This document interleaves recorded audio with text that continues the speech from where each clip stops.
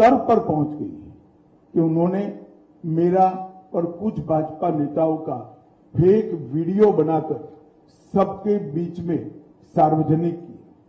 मुख्यमंत्री, प्रदेश अध्यक्ष, इस कक्षा के व्यक्तियों ने भी इस फेक वीडियो को फॉरवर्ड करने का काम किया। अब स्पष्ट हो चुका है। सौभाग्य से मैं जो बोला था उसका भी रिकॉर्डिंग हुआ था, तो वो रिकॉर्ड हमने सबके सामने रखा।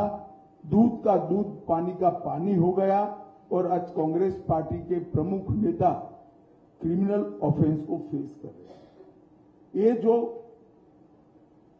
कृत्य है वो उनकी हताशा और निराशा का द्योतक है। जब से राहुल गांधी कांग्रेस की कमान संभाले हैं, राजनीति का स्तर नीचे नीचे नीचे ले जाने का काम कर रहे हैं और ये इसका चरम, लोकसभा में चर्चा न हो देना, राज्यसभा में बहिष्कार करा देना, शोर शराबे करना और निराधार झूठ बोलकर प्रजा में भ्रांति फैलाने का काम लगातार उनके नेतृत्व में कांग्रेस पार्टी कर रही है।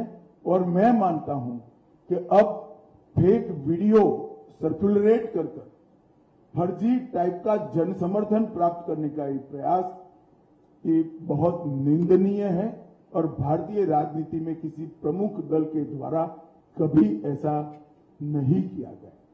भाई और बहनों, मेरी आप सबसे करबद्ध निवेदन है, सत्य को जनता तक पहुंचाइए। जनता को गुमराह जो करना चाहते हैं उनको अपने सिद्धांतों के आधार पर, अपने कार्यक्रमों के आधार पर और अपने घोषणा पत्र के आधार पर चुनाव लड़ना चाहिए। फेक वीडियो सर्कुलेट कर नहीं, भारतीय जनता पार्टी के घोषणा पत्र को तोड़ मरोड़ कर जनता के बीच में झूठे तरीके से रखकर चुनाव नहीं लड़ना चाहिए।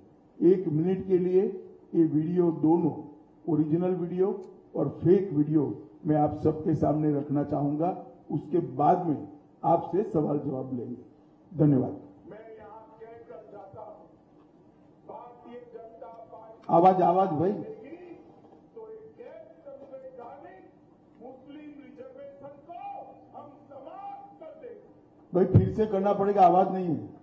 तेलंगाना के मैं यहाँ कहकर जाता हूँ, भारतीय जनता पार्टी की सरकार बनेगी तो एक बंद करो भाई, आवाज ठीक करो।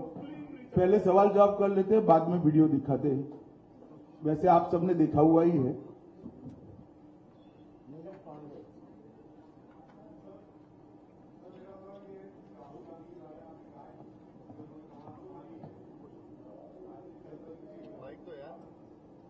आपने चुनी कहा कि जब से राहुल गांधी ने कांग्रेस की कमान संभाली है तो राजनीति का स्तर नीचे गिरता गया है।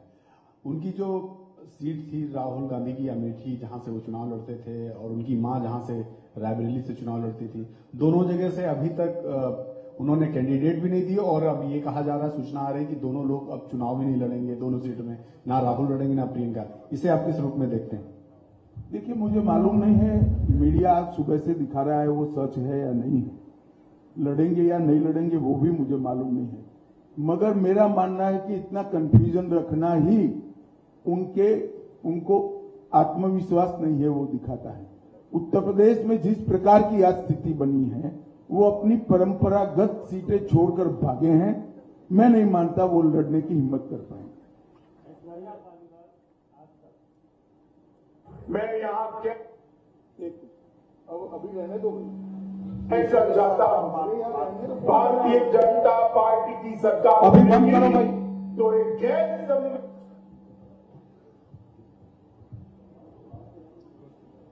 जी अमित जी, कांग्रेस ने कहा है कि वो मुस्लिम पर्सनल लॉ बोर्ड को रिस्टोर करेगी अपने मैनिफेस्टो में। देखिए, कांग्रेस पार्टी शुरुआत से एपीसमेंट की पॉलिटिक्स कर अपना बचा खुचा जनाधार संभालना चाहती है, बचाना चाहती है, समेटना चाहती है। पर्सनल लॉ हमारी संविधान सभा ने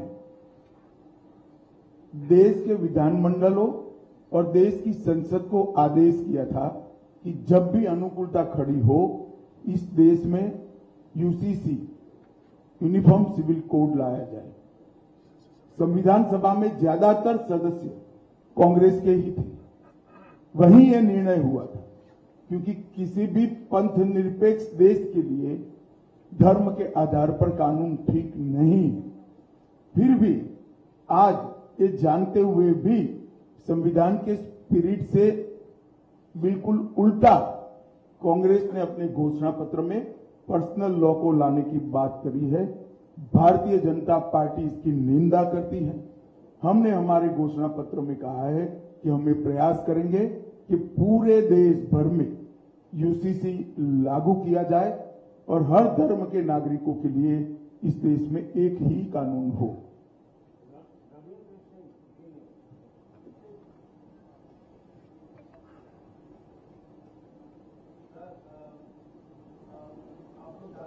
नारा लगा रहे हैं, उसमें लक्ष्य रखे हैं, उसमें कर्नाटक की बात भी आपने कही है। कर्नाटक में आपके सहयोगी जेडीएस के एक नेता रेवन्ना के कई आपत्तिजनक वीडियो का दावा कांग्रेस कर रही है और उसको लेकर आप लोग पर भी आरोप लगा रही है कि उनका बचाव कर रहे हैं। देखिए, श्री रेवन्ना का जो समाचार पत्रों में और चैनलों में चल रहा है वो बिल्कुल आघातजनक है। ऐसा सहन किया ही नहीं जा सकता और भारतीय जनता पार्टी का स्टैंड बहुत स्पष्ट है। हम देश की मातृशक्ति के साथ खड़े हैं, देश की नारी शक्ति के साथ खड़े हैं। नरेंद्र मोदी जी का पूरे देश को एक कमिटमेंट है कि कहीं पर भी मातृशक्ति के अपमान को सहन